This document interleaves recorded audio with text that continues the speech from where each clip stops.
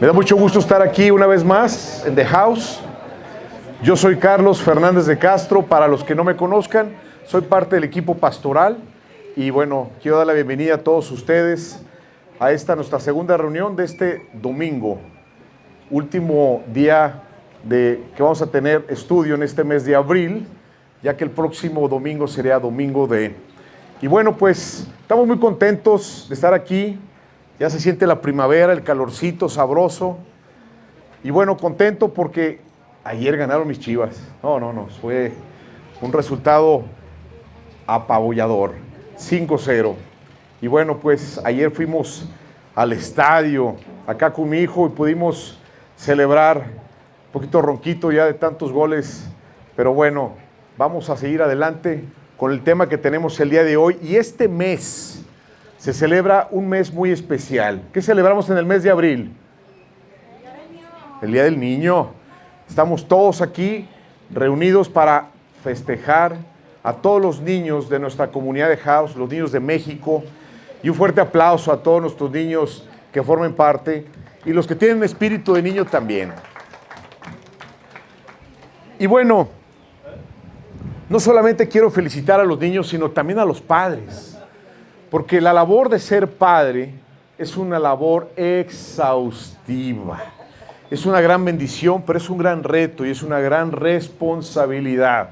Entonces también quiero felicitar a todos los papás que han hecho una labor increíble, que trabajan día a día. Hay veces que nadie los ve, pero a puerta cerrada, en secreto, como dice la Biblia, trabajan con sus chiquitos o los no tan chiquitos. Porque acuérdense que hijos pequeños, problemas pequeños. Hijos grandes, problemas grandes. Entonces, es importante trabajar. Y si estás tú siendo un padre joven, pues te quiero decir que no pierdas el ánimo. Te esperan muchos retos más. Muchos años hasta que Dios nos llame, dejaremos de ser padres. Y bueno, ¿qué otra fecha dentro de abril se celebra de manera importante? Es una fecha que pocos tienen presente, pero que ya se ha instituido a nivel mundial en este mes de abril. ¿Alguien sabe? ¿Nadie?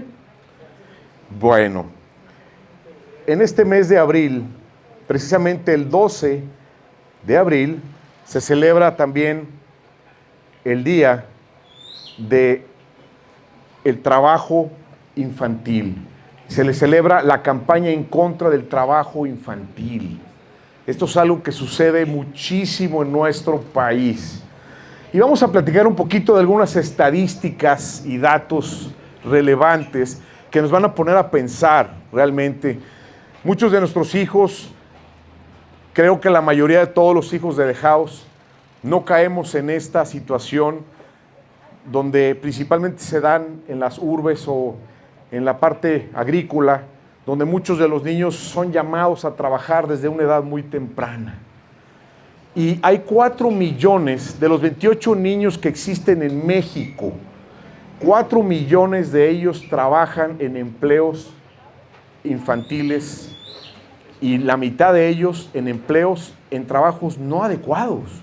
Esta es una situación muy complicada, ¿sí? El 50% de ellos hacen labores no adecuadas, riesgosas. Son inclusive unas actividades que no son permitidas. Y esto es algo triste decirlo. Y bueno, otra estadística interesante es que 1 de cada 10 de los niños tienen un problema de nutrición. Entonces, siendo un país que ya no estamos en un país tercermundista, sigue habiendo desnutrición. Pero el dato que más me impacta es que 1 de cada 3 niños, es decir, el 33, la tercera parte de los niños de nuestro país, están viviendo una infancia con obesidad. Somos uno de los países con más obesidad infantil del mundo. Cabe mencionar que México se ha ido recuperando. Llegó a ser el país con mayor obesidad infantil. Ya estamos en el puesto número 8. Ya vamos, digamos, superando ese problema, esa campaña que han hecho nuestro gobierno y principalmente la cultura en los padres. Pero sigue siendo un dato que nos llama la atención. 1 de cada 3 niños tiene un problema de obesidad. Y bueno, quisiera hoy hablar un poquito de lo que está pasando en los países a nivel mundial. Hoy el mundo está enfrentando una situación muy terrible por la falta, ¿sí?, de nacimientos de bebés. Es decir, la tasa de natalidad de la población va en caída libre. Y eso está trayendo crisis importantes en países como en Asia, Corea del Sur, lo que es Europa, países como Italia, como España, países que ya son potencias mundiales, están teniendo serios problemas porque hoy son países que están envejeciendo muy rápido. Italia tiene la tasa promedio de edad más grande de toda Europa y ya hay zonas y pueblos totalmente desolados donde solamente se convierten en un lugar de asilos para adultos mayores. Hoy los jóvenes migran a otros países o migran a las ciudades y países y pequeñas ciudades están quedándose solitarias, como pueblos fantasmas. Esta es una realidad y es un problema que está enfrentando hoy el mundo. Pero ¿qué nos dice la Biblia al respecto? Vamos a abrir nuestra Biblia en el libro de los Salmos, sobrino. Salmo 127, versículos del 3 al 5. Dice, los hijos son un regalo del Señor, son una recompensa de su parte.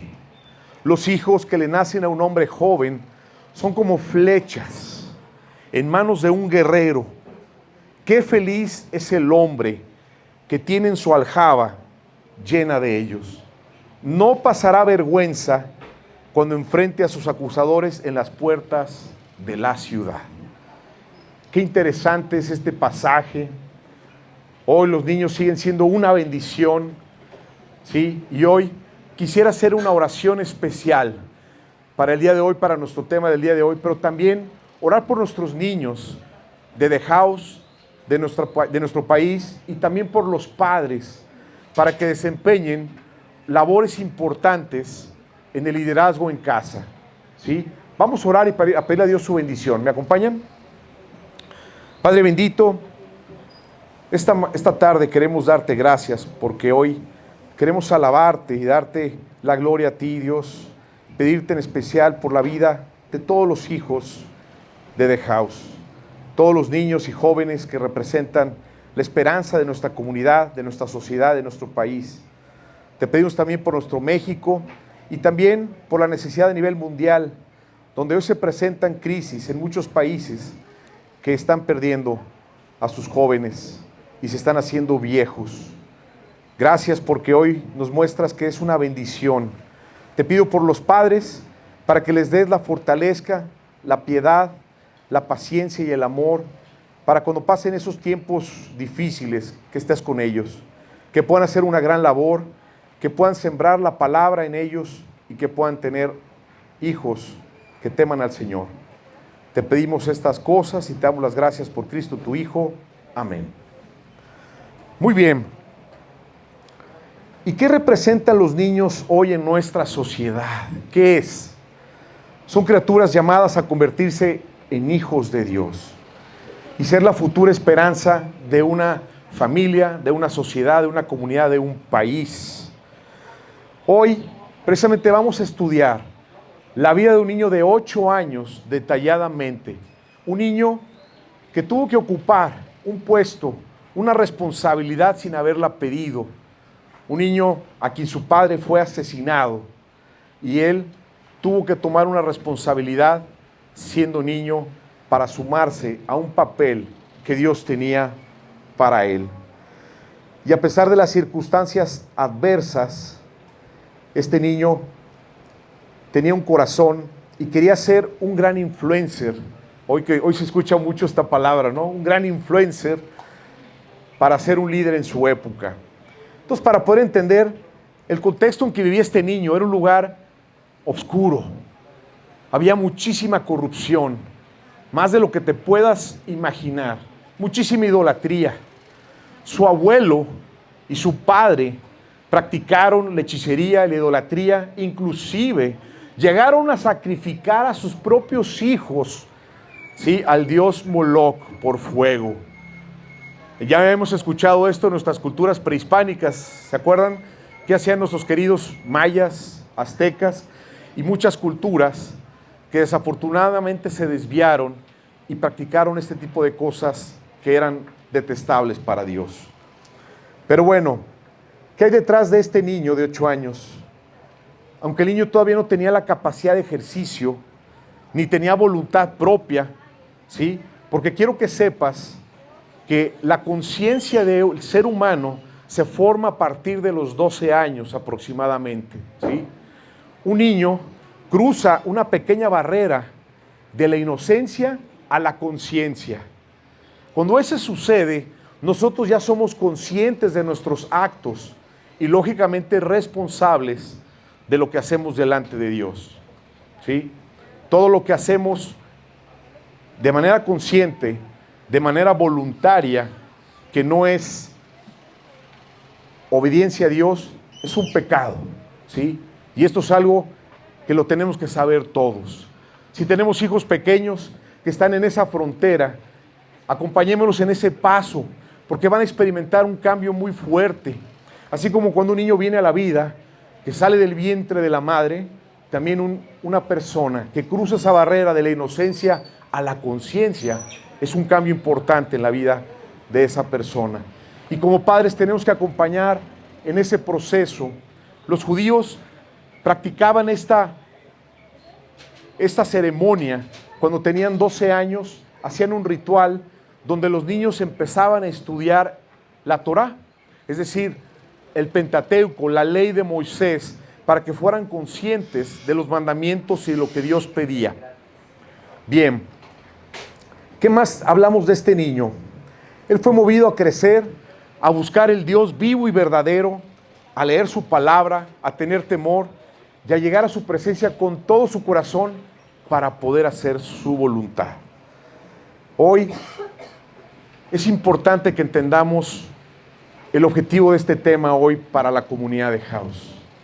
Hoy tú y yo formamos parte de una comunidad, formamos parte de un momento en donde tenemos hijos, tenemos compañeros, tenemos personas que estudian con nosotros, y aquí en esta iglesia tenemos pastores, tenemos maestras, tenemos líderes, tenemos servidores, tenemos voluntarios. Todos estos son un medio de gracia para que juntos como comunidad podamos acompañarnos en el proceso del camino hacia la vida con un Dios vivo y verdadero. Y aquí no estamos para juzgarnos, estamos para amarnos, para apoyarnos, para poder echarnos la mano cuando alguno tiene un problema, cuando está débil, cuando ha caído, cuando está en un problema que no ha podido salir. Aquí estamos. Dios utiliza la iglesia, la familia, la comunidad como un medio de gracia para salir adelante. Y bueno, vamos a entrar de lleno en nuestro tema central y vamos a abrir nuestra Biblia en la segunda carta de Crónicas, capítulo 34, versículo 1, y vamos a hablar de este pequeño personaje conocido como Josías. Josías tenía 8 años cuando subió al trono y reinó en Jerusalén 31 años. Imagínate tú que tuvieras 8 años. ¿Qué estabas haciendo a los 8 años? Acuérdate.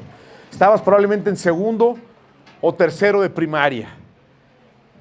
¿Qué capacidad de ejercicio? O sea, qué lucidez, qué conciencia tenías como para poder apropiar una responsabilidad y convertirte en el hombre más importante de una nación, en un reino, en el reino de Judá. En aquel entonces, acuérdense que el pueblo de Israel se había dividido en el reino del norte y el reino del sur. En el reino del sur estaba integrado por las 2 tribus, la tribu más numerosa que era la tribu de Judá y la tribu de Benjamín. Ellos hacían juntos el pueblo de Judá, el reino de Israel del sur. Y Josías, después de haber tenido un abuelo y un padre que habían vivido de manera equivocada, perversa, él tiene que asumir el papel de rey a los 8 años. Esto sucede 640 años antes de Cristo. ¿Y cuáles son las cosas sobresalientes que hizo este rey Josías en su reinado? Después de ascender al trono a los 8 años, después a los 16, 8 años después, empezó a buscar a Dios y a los 20 comienza una purificación radical de Jerusalén. Es decir, empezó a prohibir la idolatría, empezó a tumbar los altares altos, dejó de hacer esas adoraciones a los Baales, a la reina de acera, esos postes, y en fin, había muchísimas estatuas, cosas que eran idólatras en aquel entonces, que solamente corrompían el corazón del pueblo de Dios. A sus 26 años se da la tarea de reconstruir el templo que estaba abandonado, pero no solamente eso, hace e instala otra vez la adoración, la alabanza hacia el Dios vivo y verdadero en ese momento. Y por si fuera poco, celebra como nunca, como ningún rey lo había hecho, la Pascua. Una Pascua que recientemente nosotros acabamos de celebrar, que es esa resurrección de Jesucristo. En aquel entonces se celebraba la Pascua, que era precisamente la salida del pueblo de Israel de esclavitud cuando vivieron en Egipto y que tuvieron que salir corriendo muy apresurados y comieron esos panes sin levadura, hicieron la cena del Cordero. Y acuérdense quién es ese Cordero, el Cordero que quita el pecado del mundo, es el mismo Jesucristo. Esa Pascua representaba ese Mesías que había de venir, hoy el Cristo que sabemos que vino, y es la misma fe. Pero bueno, también él destaca un ejemplo a seguir con el rey David, un rey al cual Dios dice que no hay un rey conforme a su corazón como el rey David, siendo que fue un hombre que tuvo sus fallas, sus errores, sus caídas, pero al final de cuentas buscaba a Dios, fallaba y se equivocaba y buscaba a Dios. ¿Y quién es perfecto? ¿Y quién no ha pecado? Esto es algo para todos, pero lo importante es que cuando nosotros somos conscientes de lo que Dios nos muestra como un pecado, como una violación a sus principios, vayamos a Él. La Biblia nos dice, hijitos míos, no pequéis, pero si pecáis, tienen un abogado para con el Padre, Jesucristo el justo. Entonces, no tienes que ir a contratar un abogado, ya tienes un abogado que es Jesucristo. Fallaste, te equivocaste, hiciste algo inadecuado, ve con Dios a través de Jesucristo para recibir el perdón de tus pecados. Vamos a leer este pasaje en 2 de Reyes 23-25 para que escuchemos qué dice la palabra de Dios de este niño que un día se convirtió en rey. Dice, nunca antes hubo un rey como Josías, que se volviera al Señor con todo su corazón, con toda su alma y con todas sus fuerzas, obedeciendo todas las leyes de Moisés. Desde entonces nunca más hubo un rey como él. ¿Se acuerdan cuál es el primero y grande mandamiento que nos habla la ley de Moisés? Amarás al Señor tu Dios y lo amarás sobre todas las cosas y lo amarás con tu mente, con tu corazón y con todas tus fuerzas. Vean lo que estaba haciendo Josías. Estaba cumpliendo el primero y grande mandamiento. Estos son de los mandamientos que cuando llega Jesucristo siguen siendo contemporáneos. Ese es el primero y grande mandamiento. El segundo dice, amarás a tu prójimo como a ti mismo. Y dice, con estos dos mandamientos se resume toda la ley y los profetas. Este mandamiento es el mandamiento que Dios quiere. ¿Pero qué está pasando? Oye, Carlos, es que yo no he quemado a mis hijos por fuego, ¿no? O yo no tengo este estandarte o esa columna que le rindo culto a la reina Acera. No. Pero a veces tú y yo hacemos ídolos. Ídolos que se ponen como un obstáculo en contra de Dios. Ese ídolo puede ser tu propio cuerpo, puede ser tu carro que acabas de comprar, puede ser tu trabajo que tanto le pediste a Dios que te diera y ahora ya no tienes tiempo para ir a la iglesia, no tienes tiempo para leer la palabra, no tienes tiempo para estar con Dios. Entonces, muchas veces ponemos a Dios en un jaque y mate, ¿no? Oye, Dios, dame esto, por favor, Diosito, es que lo necesito. Pero viene esa respuesta de Dios y luego, ¡fum!, nos vamos. Dame esa pareja, dame estas finanzas que necesito y ¡fum! Dios, bye. Bye, Dios. Entonces a veces tú y yo tenemos una idolatría con cosas, con personas, con materia que ponemos en medio entre Dios y nosotros. Entonces quitemos estos ídolos y busquemos a Dios. La Biblia nos dice que engañoso es el corazón más que todas las cosas y perverso. No lo digo yo, lo dice la Biblia. Eso describe el corazón del hombre porque es engañoso. Nuestro propio corazón nos juega unas trampas, nos hace sentir que tenemos que tomar esta decisión o tomar este camino o esta dirección, y es una trampa. A veces sentimos o seguimos nuestras emociones, pero no buscamos la voluntad de Dios. Oye, Carlos, ¿y dónde está la voluntad de Dios? ¿Cómo saber que las decisiones que yo estoy tomando son las correctas? Bueno, tienes que ir a su presencia. Dios te quiere hablar. ¿Saben cuál es el teléfono de Dios? La ADA 01800 sin costo. Jeremías 33:3. Clama a mí y yo te responderé y te enseñaré cosas grandes y ocultas que tú no conoces. Búscala, sobrino, ahí está. Jeremías 33:3. Clama a mí. Tú puedes clamar a Dios en cualquier momento, en cualquier lugar. ¿Saben que el abuelo de Josías, Manasés, siendo perverso, al final de sus días clamó a Dios? Después de haber hecho cosas tremendas. Lean este libro de verdad, que está en Segunda de Reyes, capítulo 21. Se arrepintió a Dios y Dios lo perdonó y lo libró de los asirios que lo habían invadido, lo habían llevado secuestrado a otra nación. Hay un Dios grande y misericordioso, pero tenemos que buscarle. Bien, tengo una pregunta para nuestro personaje del día de hoy. ¿Cómo fue posible que un niño trajera una profunda transformación en la vida espiritual de todo Judá? Oye, Carlos, pero un niño todavía no tiene conciencia, no tiene capacidad de ejercicio. Sí, es correcto. ¿Cómo fue posible? Vamos a leer Hebreos 12:1. Sobrino, Hebreos 12:1. Listo. Por lo tanto, ya que estamos rodeados por una enorme multitud de testigos de la vida de fe, es decir, nuestra congregación, quitémonos todo peso que nos impida correr, especialmente el pecado, que tan fácilmente nos hace tropezar, y corramos con perseverancia la carrera que Dios nos ha puesto por delante. Este pasaje hace alusión a nuestra comunidad.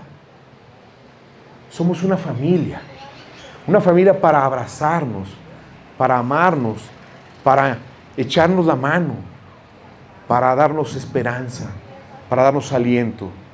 Y esto es algo que Dios quiere que contemplemos.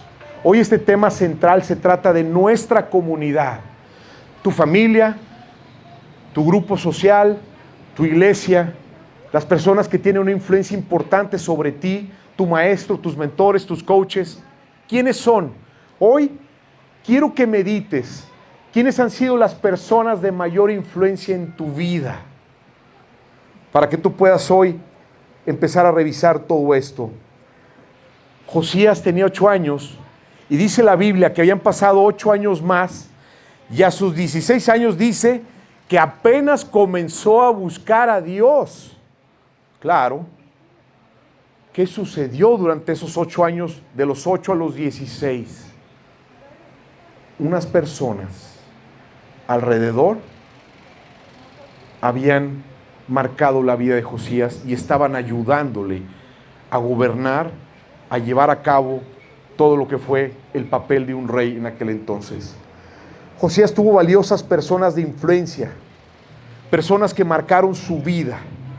Hoy, Jim Rohn, un famoso escritor de los 80s y los 90s, famoso porque escribió varios bestsellers, una persona que influyó mucho en un gran coach que hoy muchos los conocen como Tony Robbins, hizo famosa la frase que tú y yo somos el promedio de las 5 personas con las cuales nos reunimos, con las cuales pasamos tiempo. Entonces, dime con quién andas y te diré quién eres, ¿sí? Entonces, esto es bien importante entenderlo. ¿Con quién te estás codeando hoy? ¿Con quién pasas este tiempo? ¿Sí? Si hoy tu entorno no te está retando a ser una mejor persona, poder amar a tus semejantes, poder buscar y hacer la voluntad de Dios, convertirte en luz en medio de la oscuridad, brillar, ser un gran líder y un protagonista en este tiempo donde Dios está buscando hombres y mujeres que hagan la diferencia, entonces tienes que buscar nuevas personas. Aquí en la comunidad de House, yo admiro, respeto a grandes hombres y mujeres, a las cuales aprendo de ellos. Se han convertido muchas veces en maestros míos y es bien importante. Hoy quiero preguntarte, ¿por qué estás tú aquí? ¿Quién ha sido la persona que ha tocado tu corazón para que abras la puerta a Dios? ¿Quién ha sido esa persona de influencia que hoy te ha hecho abrir un espacio en tu domingo o abrir un espacio en la agenda en el día a día para poder considerar a Dios como tu Señor, como tu Salvador? Esta es una persona de bendición, de influencia en tu vida.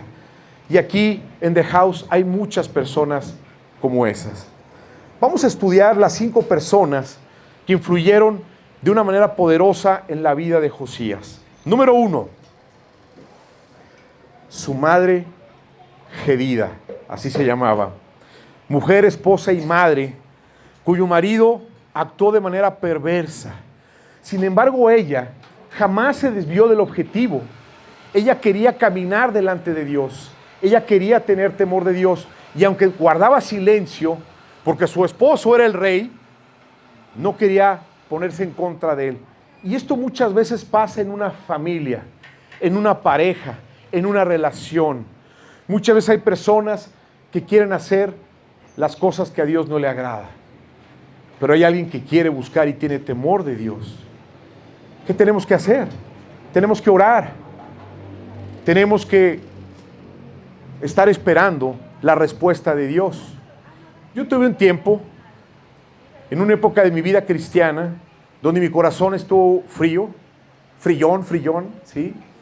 Pero esta mujer que está aquí, mi esposa, Marifer, fue un instrumento que Dios trajo a mi vida para volver a reencontrarme con el camino de la verdad de Dios.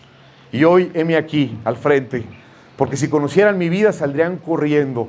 Pero bueno, gracias al amor y la misericordia de Dios, aquí estoy. Pero hoy temo al Señor. Y hoy tengo una esposa que no solamente es mi coach, mi guía, mi amiga, también es mi sacerdotisa, ¿sí? Ella es una mujer de oración.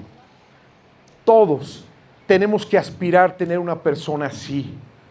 Una persona cercana que nos lleve a ser bendecidos, que nos lleve a confrontarnos, que nos lleve a analizar nuestra propia vida, que nos lleva a buscar la voluntad de Dios.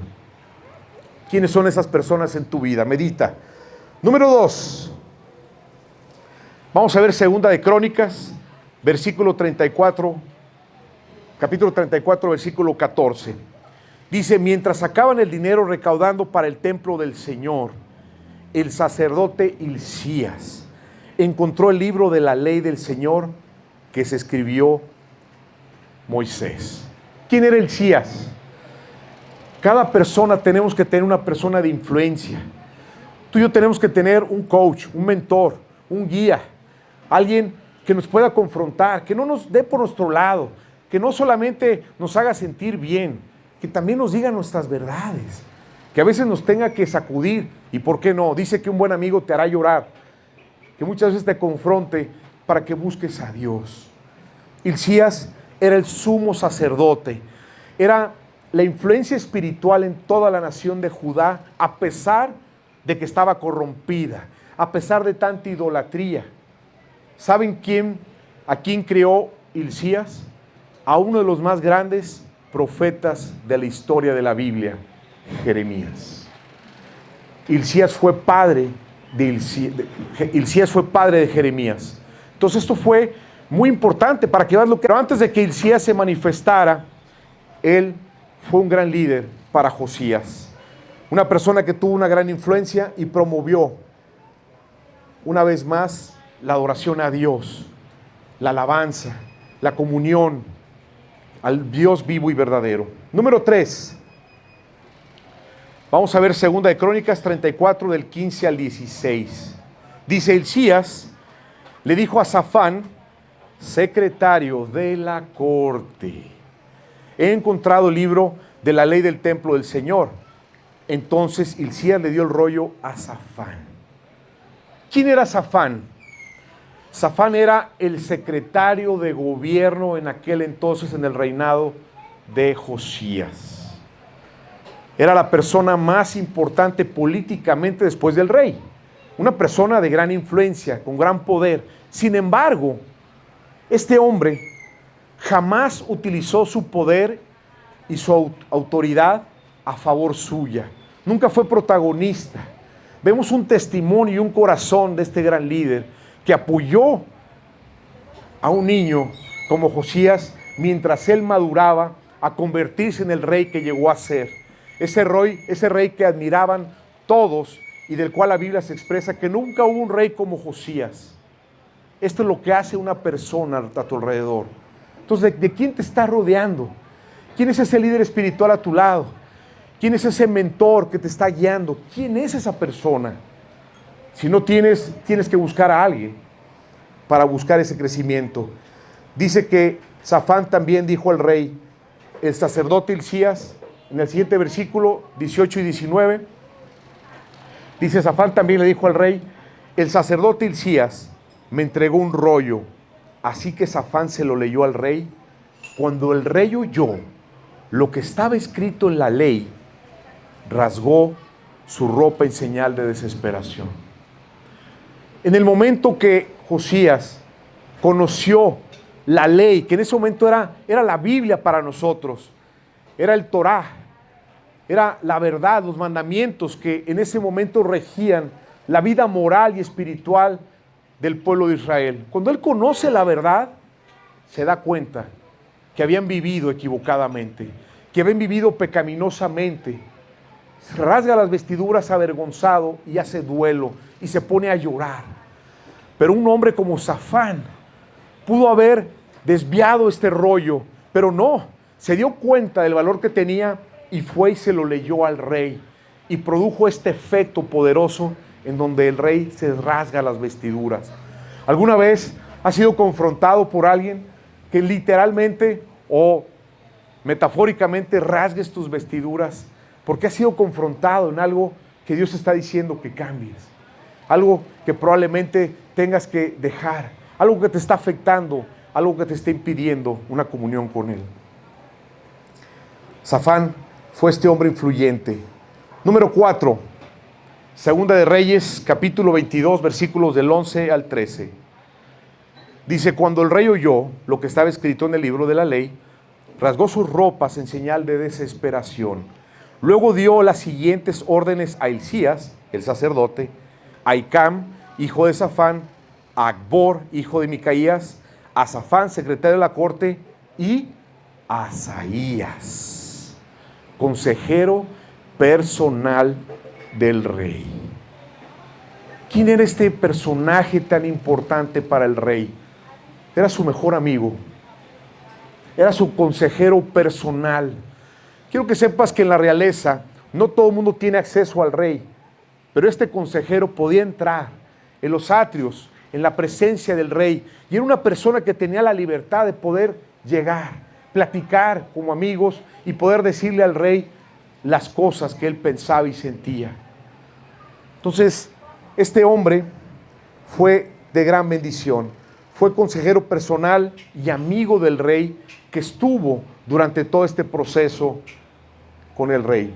Y por último, número 5, Segunda de Reyes, capítulo 22, versículos del 14 al 20. Dice: entonces el sacerdote Hilcías, Ahicam, Acbor, Safán y Asaías se dirigieron al barrio nuevo de Jerusalén para consultar a la profetisa Hulda. Ya habían escuchado que en aquel entonces, a carencia de profetas solamente había una mujer que tenía esa gran influencia y que podía comunicarse con Dios y poder traer revelaciones y mensajes de Dios al rey y al pueblo. Bueno, Hulda fue una de estas grandes mujeres. Había tanta corrupción, tanta carencia espiritual, que no había un profeta en el pueblo de Judá.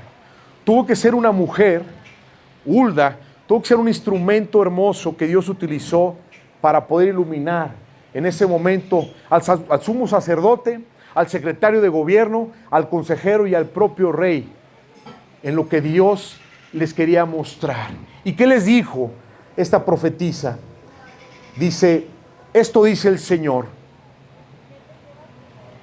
traeré desastre sobre esta ciudad y sobre sus habitantes. Todas las palabras escritas en el rollo que el rey de Judá leyó se cumplirán. Pues mi pueblo me ha abandonado y han ofrecido sacrificios a dioses paganos. Estoy muy enojado con ellos por todo lo que han hecho. Mi enojo arderá contra este lugar y no se apagará. ¡Ay, Dios! Vayan a ver al rey de Judá, quien los envió a buscar al Señor, y díganle. En este momento, la profetisa ya les había dicho que venía un juicio inminente al pueblo de Judá. Iban a arder, iba a venir una destrucción. Si leemos la Biblia más adelante, te darás cuenta que Babilonia, el reino de aquel entonces, destruyó toda esta nación de Judá. Se llevaron cautivos a todo el pueblo y fue algo terrible. Duraron 70 años fuera el pueblo de Israel y tuvo que venir un avivamiento para que regresaran una vez más al pueblo de Israel. Pero este juicio vino, pero no vino en el tiempo de Josías. ¿Cuántas veces ya hay un decreto en tu vida, en tu familia, que probablemente ya está marcado? Es decir, un problema financiero, una enfermedad, una pérdida, una tragedia. Y probablemente ya está. Pero Dios es misericordioso. Dios es poderoso. Y Dios está buscando un corazón que tiemble a su palabra para mover su voluntad a favor de esa persona. Por eso tener un hombre o una mujer de fe a tu lado es una gran bendición. Tú puedes estar viviendo muchas cosas. Nosotros en nuestro propio grupo de oración hemos visto milagros poderosos, hemos visto transformaciones de vida, sanaciones. Yo he visto personas que han salido de un cáncer, personas salido de una enfermedad, de un problema financiero, de cosas prácticamente imposibles. Pero con fe, para Dios nada es imposible. Entonces hoy, la profetisa estaba viendo el corazón de Josías y le dijo, esto dice el Señor, Dios de Israel, acerca del mensaje que acabas de escuchar. Estabas apenado y te humillaste ante el Señor al oír lo que yo pronuncié contra esta ciudad y sus habitantes, que esta tierra sería maldita y quedaría desolada. Rasgaste tu ropa en señal de desesperación y lloraste delante de mí arrepentido. Ciertamente te escuché, dice el Señor. Por eso no enviaré el desastre que he prometido hasta después que hayas muerto y seas enterrado en paz. Tú no llegarás a ver la calamidad que traeré sobre esta ciudad. De modo que llevaron su mensaje al rey, Hulda, siendo mujer la única profetisa de aquel entonces. Entonces, ¿cuántas veces tú y yo hemos estado en esta condición, donde literalmente estamos en el trono de Dios, rasgándonos las vestiduras físicas o espirituales, pero desgarrando nuestro corazón con temor, pidiendo que Dios obre a favor de nosotros, que nos perdone, que nos saque adelante de esa enfermedad, de ese problema financiero, de esa pérdida, de esa separación?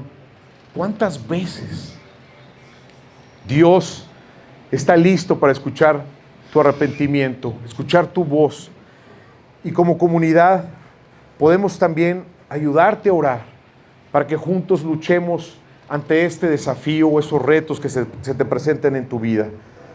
Les quiero pedir a los músicos que pasen al frente y vamos a ver esta última cita de Hebreos, capítulo 12, versículo del 5 al 6. Y quiero que la leamos todos, donde dice: ¿acaso olvidaron las palabras de aliento con que Dios les habló a ustedes como a hijos? Él dijo: Hijo mío, no tomes a la ligera la disciplina del Señor y no te des por vencido cuando te corrige, pues el Señor disciplina a los que ama y castiga a todo el que recibe como hijo.